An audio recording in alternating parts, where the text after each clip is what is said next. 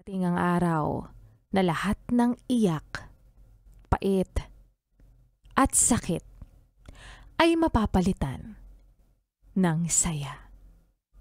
Heto na, ang Laika Barista Moments natin na pinamagatang walang forever.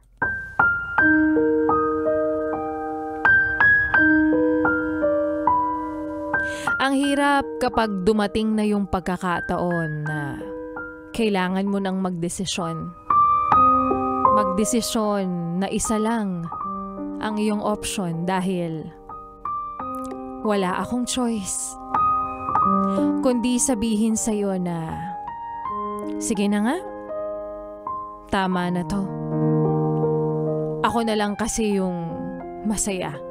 Ako na lang yung tumatawa at na-excite na makita ka.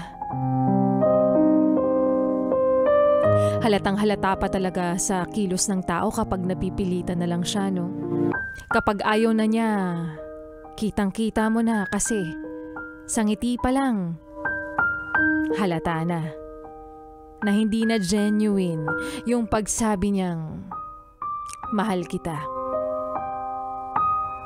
Hindi na tulad ng dati na ang bilis ng oras kapag kasama kita.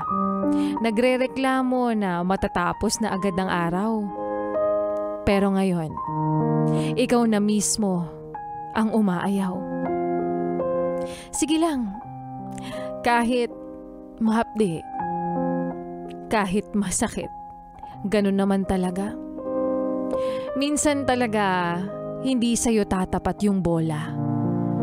Hindi pa siguro ito yung panahon na dapat ka nang maging masaya. Hindi pa ito yung panahon na pipiliin ka dahil ito muna yung panahon na kailangan mong magpaubaya. Sorry ha. Dahil sa mga panahon na pinilit ko yung sarili ko sa'yo kahit alam kong nagpaparamdam ka na. Ramdam kong wala ka ng gana. Napipilitan ka na. Alam kong hindi ka na masaya pero umasa lang naman ako kasi akala ko maayos pa. Bakit naman kasi ganon?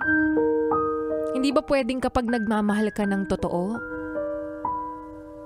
Ganon rin yung pagmamahal na pwedeng ibalik sa'yo.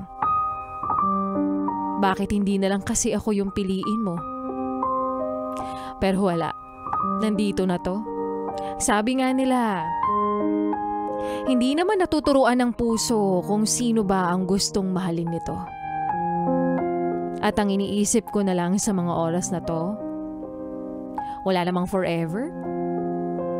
Hindi dahil sa ako ay bitter. Walang forever dahil sabi ko nga, hindi naman habang buhay heartbroken ako. Hindi naman habang buhay sawi ako. Hindi naman habang buhay nag-iisa lang ako. At hindi naman habang buhay ako palagi ang talo. Kahit napakahirap, napakasakit, napakahirap mag-focus. Sabi ko, dun lang ako sa positibo.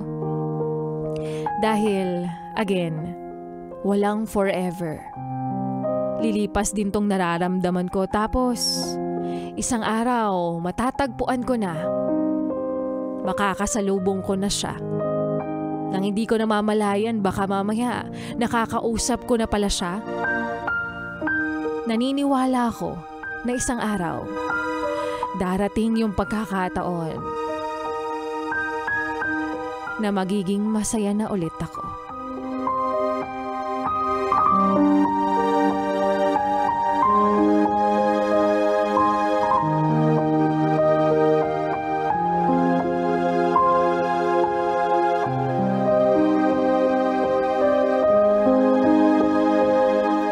At mga yes friend, yan nga muli ang kwento ng ating Laika Barista Moments na pinamagatang